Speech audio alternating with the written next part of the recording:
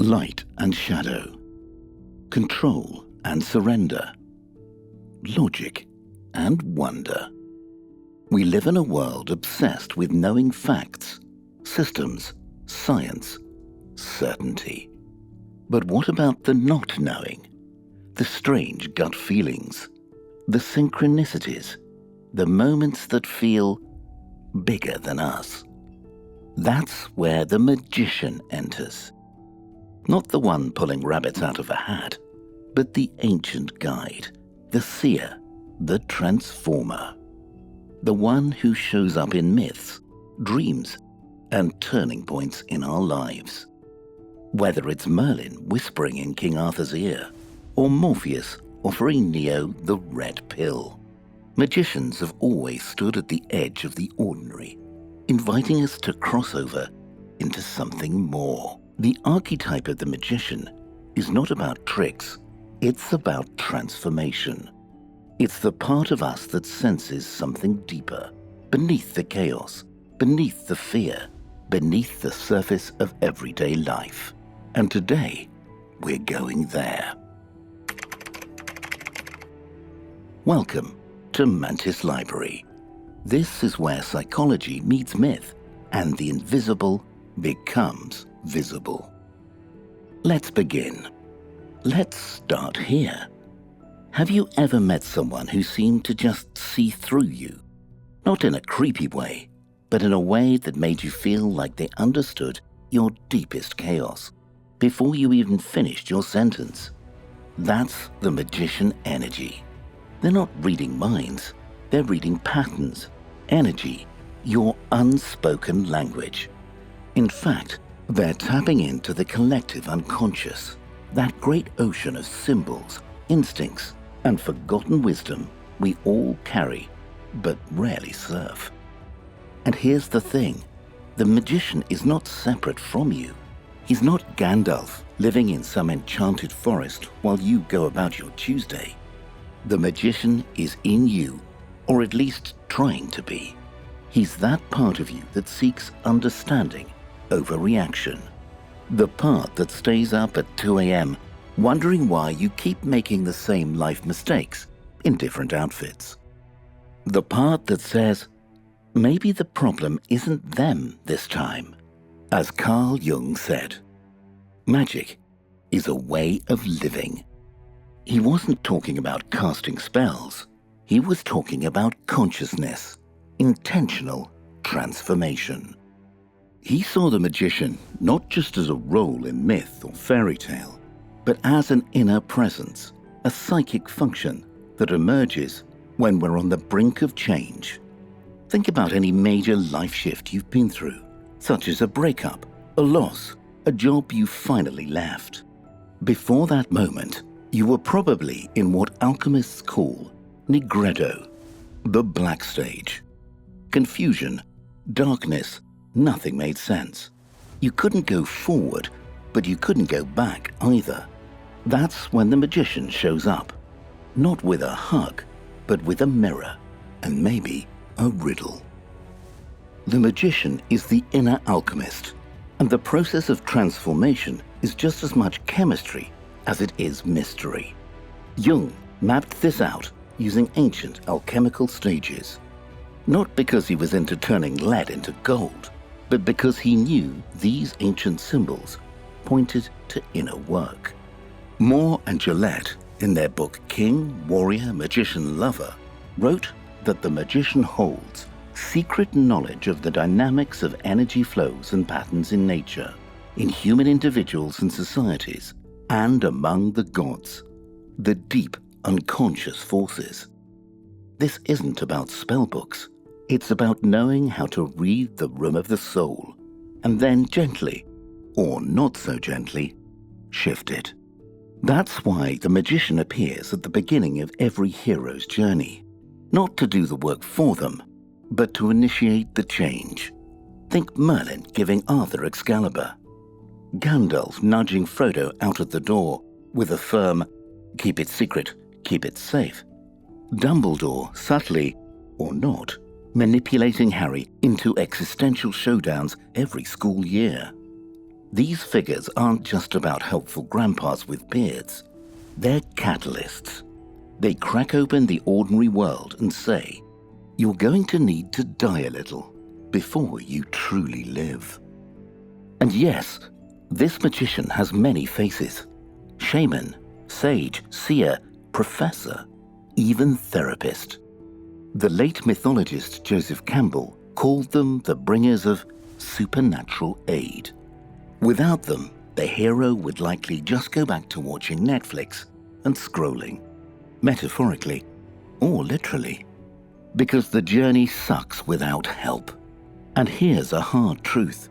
Without magician energy guiding us, we stay stuck in old loops, comfortable, familiar, and deeply unfulfilling.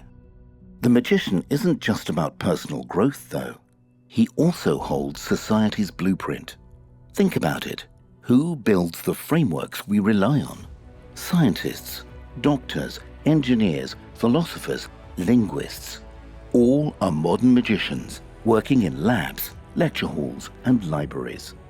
Their wands are microscopes. Their potions are algorithms and formulas. They manipulate the elements just like any classic wizard, but for practical change. Every field that requires deep understanding and specialized training comes from magician energy. But let's not romanticize it too quickly. This archetype holds immense power, and power has shadows. One of the most sobering insights from Moore's work is that when this archetype is split, it becomes destructive. And boy, have we seen this play out. In what Moore calls the detached manipulator, the magician uses knowledge not to heal, but to control. Think tech giants collecting your data while smiling through TED Talks. Pharmaceutical companies profiting off illness while claiming to cure. Spiritual gurus hoarding both secrets and followers. Moore and Gillette wrote, because he has knowledge, he is a master at containing and channeling power. But if he chooses, he can channel that power away from truth and into deception. Let's pause here, because this is where it gets really personal. The magician's shadow isn't just out there, in corrupt leaders and toxic systems. It lives in us too. Every time you withhold the truth from someone to control the outcome, every time you pretend not to know better so you won't have to act, that's the passive shadow, the innocent one. And when you do know better and still manipulate, that's the trickster, the active shadow. We're all in some stage of this dance. The question is, are we using what we know to awaken ourselves and others, or are we using it to avoid pain, maintain control, or worse, benefit while others suffer? That's the daily tension of magician energy. And it's why kings always kept a magician close, someone to challenge their ego, a royal psychotherapist, if you will. The magician wasn't there to flatter, he was there to keep the king from becoming a tyrant. When that voice was ignored, in Rome, in myth, in history, chaos followed. Tyrants rise when the magician is silent. Sound familiar? It should. But here's the hopeful part. You don't need a beard or a crystal ball to access this power. If you're someone who helps others see clearly, who holds space for transformation, who mentors, teaches, guides, or just listens deeply, you are a magician in action. And if you're in the process of learning, failing, deepening, and trying to live more authentically, you're a magician in training. Welcome to the Guild. Jung once wrote, "The privilege of a lifetime is to become who you truly are." The magician is that privilege, and the pain that comes with it. Because to truly transform, you don't just add new knowledge, you burn away the false self. You suffer ego deaths. You grieve who you were, and that's the real magic. What's really fascinating is how Jung redefines magic, not as some Harry Potter wand-waving fantasy, but as a subtle psychological journey into the self. In the Red Book, he tells us that the ancient magicians were obsessed with controlling fate, changing the weather, predicting outcomes, or winning wars. But Jung turns that on its head. For him, real magic isn't about bending the outer world to your will.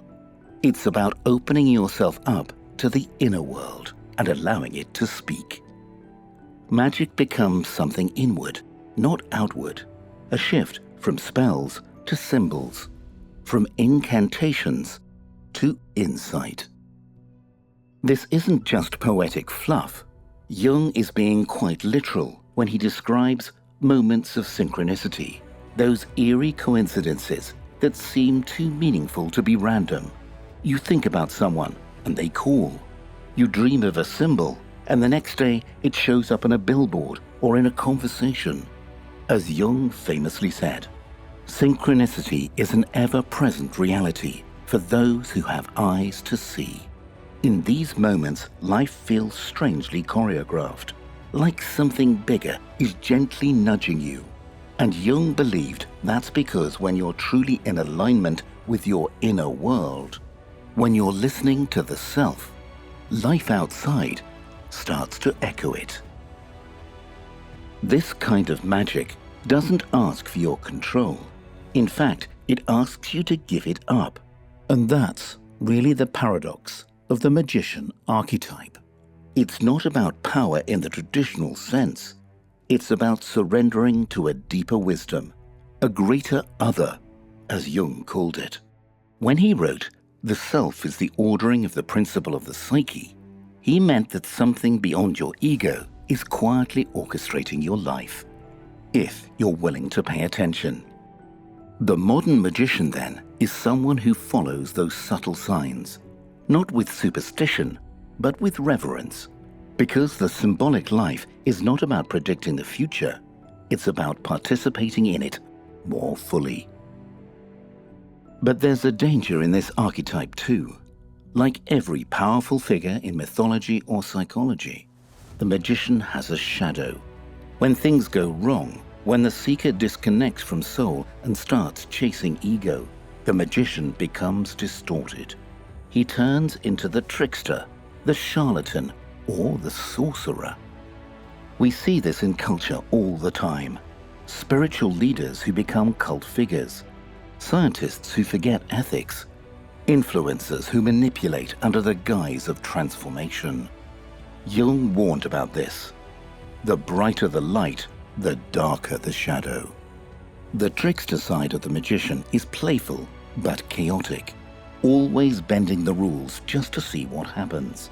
It's the Loki archetype, the hacker spirit, the person who uses cleverness not for healing, but for disruption.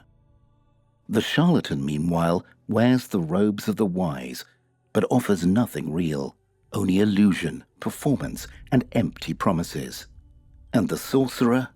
He's perhaps the most dangerous. He uses deep knowledge, not to liberate, but to control. Think Faust. Think Voldemort. People who started off wanting truth or power for noble reasons, but ended up consumed by their own hunger. The minute the magician starts serving ego instead of soul, the transformation turns toxic. This is why integrity matters so much for modern seekers. To live as a magician in today's world means walking a very fine line. You might be a therapist, a writer, a teacher, even a tech innovator. But if you're helping people see differently, helping them transform, then you're channeling the magician archetype. James Hillman, one of Jung's followers, said, "To see the psyche is a magical act." That line hits hard, because truly seeing through the surface of things, seeing meaning in the chaos, seeing someone's pain and potential at once, that's magic. It's not flashy, but it's profound. And yet, this symbolic way of living often clashes with the literalism of modern life. We're told to be rational, efficient, practical. But Jung says, hold on, there's a deeper truth in symbols, in dreams, in art. The inner world doesn't speak in bullet points. It speaks in images, moods, synchronicities. And the modern magician has to hold space for both, logic and intuition, science and soul. Living symbolically doesn't mean rejecting reality. It means realizing that reality has layers. That what looks random might be meaningful. That what seems like a breakdown could be a breakthrough. As Jung put it, who looks outside dreams. Who looks inside awakes. And awakening is not a one-time event. It's an ongoing initiation. Jung's own journey, as documented in the Red Book, was wild. He went into his deep unconscious, conversing with characters like Philemon, a wise old man who Jung eventually recognized as a symbol of his own inner sage. This wasn't just imagination. For Jung, it was revelation. He wasn't going crazy. He was entering into a dialogue with the deeper parts of himself. And that's what the inner magician does. It holds a lantern to your soul and says, let's explore. Marion Woodman, a Jungian analyst, beautifully said, the magician initiates us into the mysteries of the soul. And isn't that what we're all secretly craving? Not just answers, but meaning. Not just achievement, but transformation. That's why people go to therapy, read tarot cards, start journaling, watch spiritual YouTubers, or take psychedelics. We want more than facts. We want symbols that reflect our internal truth. We want a map of the soul, even if it's drawn in metaphor and dream logic. And sometimes that initiation comes uninvited. A breakup, a job loss, a health scare. Life cracks open, and suddenly we're staring into the unknown. That's when the magician shows up, not to fix things, but to guide you inward, to ask, what is this moment trying to teach you?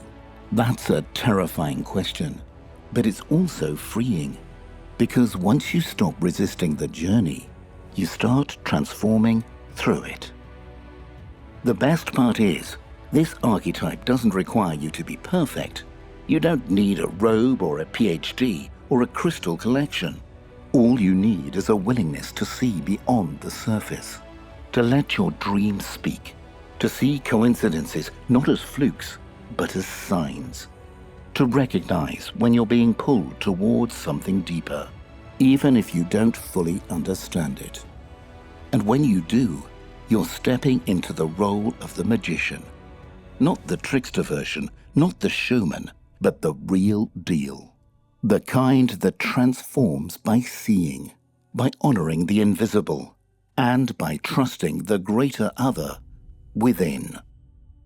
So next time life throws you something strange, some uncanny timing, a symbol that won't leave your mind, or a dream that shakes you, don't brush it off. Ask what it's trying to say, because maybe, just maybe, your inner magician is whispering, there's more here, look again. And that, right there, is the beginning of transformation. And if you liked this video, make sure to like, share, and subscribe. Until next time, stay curious, stay mindful, and never stop exploring. We'll see you again in Mantis Library.